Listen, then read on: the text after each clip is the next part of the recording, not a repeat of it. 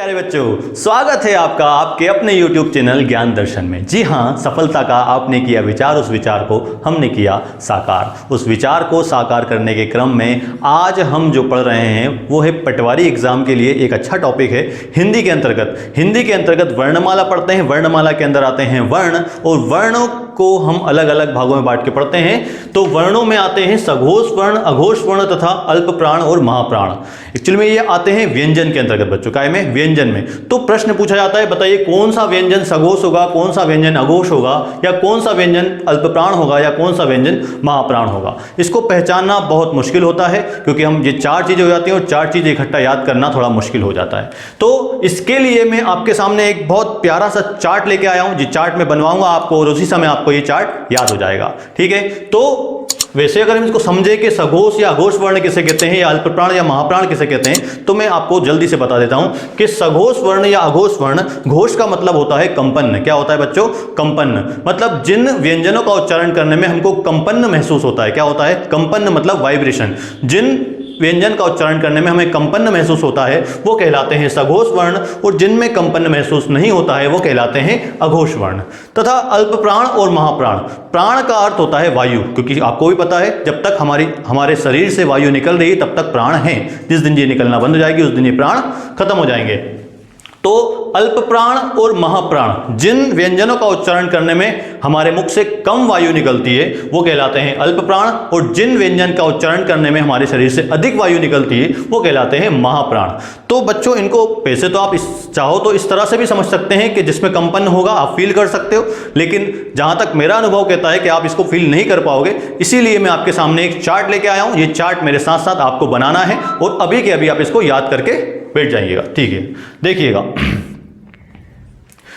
ये देखिए, ये हैं सारे के सारे व्यंजन आपके सामने लिखे हैं मैंने। ये वर्गीय व्यंजन है। इन वर्गीय व्यंजनों का क्रम है पहला वर्ण, दूसरा वर्ण, तीसरा वर्ण, चौथा वर्ण और पांचवा वर्ण। मतलब ये वर्गीय व्यंजनों का पहला वर्ण मतलब कचट टप, ऐसा दूसरा, तीसरा, चौथा, पांचवा। और ये हैं आपके अंतस्थ व्यंजन य र ल व, और ये हैं आपके ऊष्म व्यंजन श स स ह।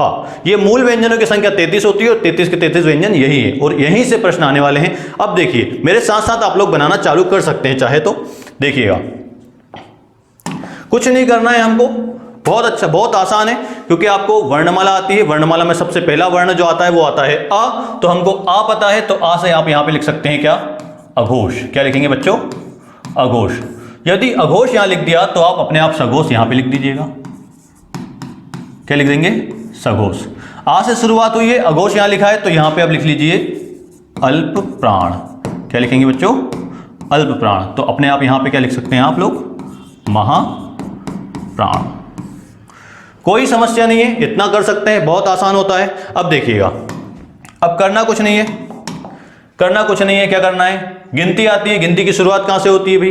1 2 से होती है। तो अघोष वर्ण के अंतर्गत कौन कौन से वर्ण आने वाले हैं? देखिए, ये वर्गीय व्यंजन बना हुआ है। वर्गीय व्यंजन का पहला, गिनती शुरुआत हो रही है 1 से, तो 1 और 2, पहला और दूसरा वर्ण मतलब क ख च छ ट ठ त थ प फ।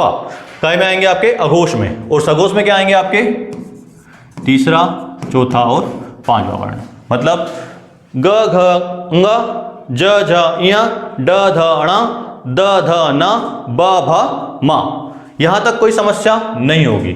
अब देखिए, जहां समस्या स्टार्ट होती है वो ये है, क्या है कि एक और वर्ण है। सबसे पहले मैं उसको देखो यहां पे करता हूं, यहां पे लिख देता हूं मैं ह।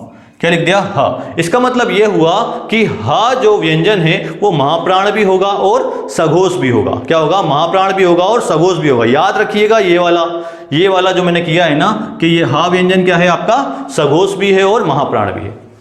अब मैंने बताया कि किसी भी चीज की क्या होती है? शुरुआत, और शुरुआत में आता है श। क्या आता है? शुरुआत में आता है श।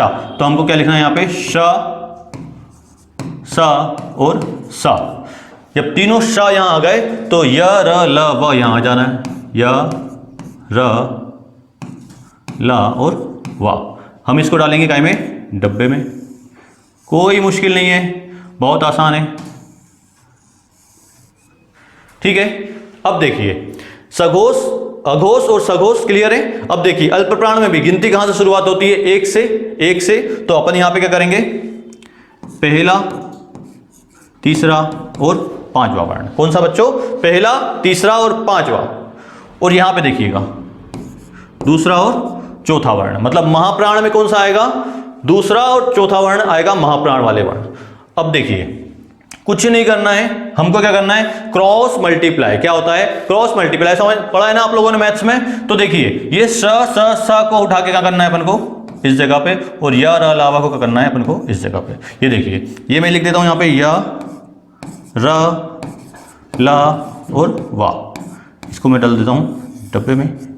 और यहां पे मैं लिख देता हूं श स और सा, ये तीनों भी डब्बे में।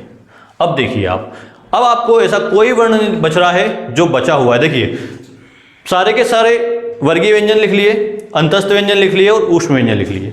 क्या किया है हमने? ये बहुत अच्छा चार्ट है, ये आपको अल्प प्राण, महाप्राण, सघोष और अघोष, इन सभी के सभी आपको बहुत अच्छे से याद हो जाएंगे। इसमें आपको कुछ नहीं करना है, इसको एक या दो बार आपको इसको बिना देखे बनाना है बस। क्या बनाना है, कैसे बनाना है, फिर से मैं बता देता हूं। आपको अघोष लिखना है, फिर एक साइड सघोष, फिर अल्प प्राण, फिर महाप्राण। पहले सघोष में आप ह को अलग कर देंगे, सघोष और महाप्राण में एक साइड ह कर देंगे। फिर हम क्या करेंगे, गिनती की शुरुआत होती है 1 से, तो 1 2 और 3 4 5 यहां पे आ जाएगा। यहां पे 1 3 5 और 2 और 4 यहां आ जाएगा। शुरुआत होती है शा से, तो श स सा यहां अघोष में आ जाएगा। और य अलावा अपने आप ही कहां पे जाएगा? सघोष में आ जाएगा। और अल्प प्राण में क्रॉस मल्टीप्लाई, य अलावा अल्प प्राण, श आपके महाप्राण। तो उम्मीद करता हूं आपको समझ में आ गया होगा। एक और विशेष बात कि स्वर, यहां पे स्वर कहीं भी नहीं लिखा है तो लिख लीजिएगा कहीं पे भी।